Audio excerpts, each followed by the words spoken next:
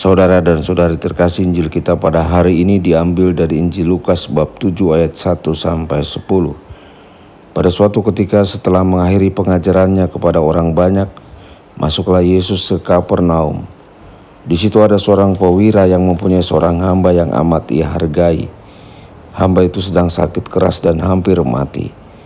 Ketika mendengar tentang Yesus, ia menyuruh beberapa orang tua-tua Yahudi kepadanya untuk meminta agar ia datang dan menyembuhkan hambanya.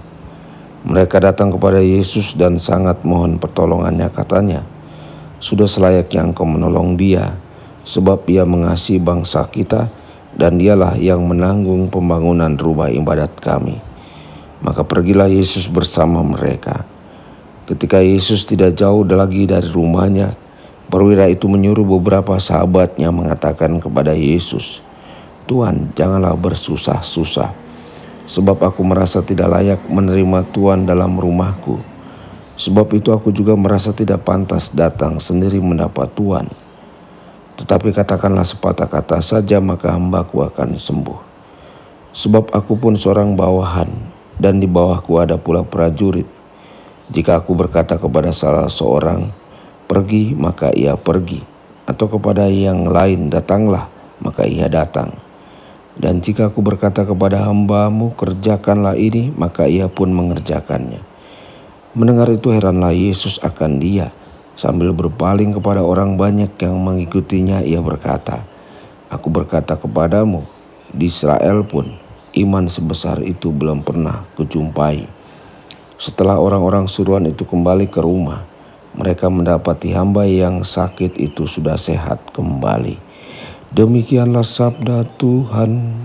Terpujilah Kristus.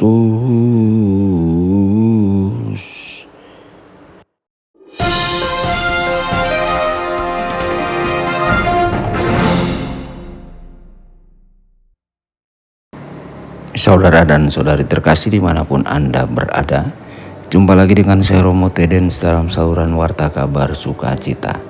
Semoga Anda semua dimanapun berada senantiasa dalam keadaan sehat dan berbahagia. Injil untuk hari ini adalah salah satu perikop yang akrab bagi kita. Pembacaan dimulai dengan Yesus yang memasuki Kapernaum. Seorang perwira memiliki seorang pelayan yang sangat ia hormati. Pelayan itu sakit parah dan kemungkinan besar ia akan mati.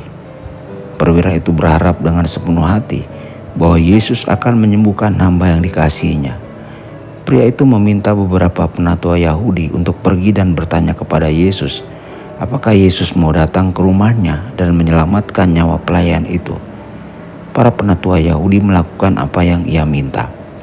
Saudara-saudari, para penatua mendekati Yesus dan memberitahu Yesus tentang permintaan perwira itu. Mereka memberitahu Yesus bahwa perwira itu adalah orang yang sangat baik.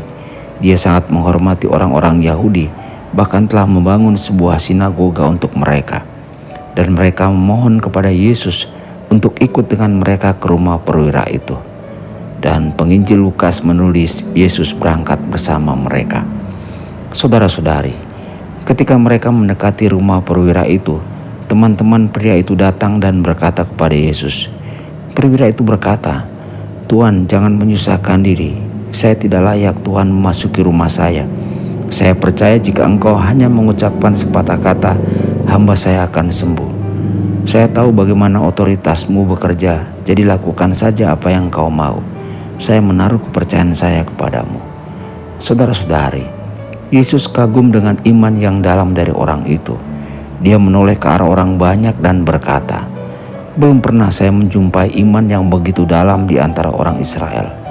Ketika para pelayan kembali ke rumah perwira itu, mereka menemukan bahwa pelayan itu telah pulih kembali. Saudara-saudari, hari ini tanyakan pada diri kita, apakah kita memiliki iman yang dalam seperti perwira kepada Yesus? Saya menduga banyak dari kita tidak atau belum. Dibutuhkan kepercayaan dan iman yang besar untuk percaya bahwa Yesus selalu mendengar doa-doa kita dan menjawab doa-doa kita. Namun jawaban atas doa-doa kita mungkin bukan jawaban yang kita inginkan. Terkadang jawabannya mungkin lebih dari yang kita harapkan. Di lain waktu, jawabannya mungkin membutuhkan waktu untuk sampai kepada kita. namun setiap menit dari hari ke hari, Yesus ada di pihak kita, membantu kita dan memberkati kita. Tuhan Yesus memberkati dan menyertai Anda semua. Sabda Allah adalah kebenaran. Sabda Allah adalah kehidupan. Mari kita mencintainya, mari kita menghayatinya, ya Tuhan.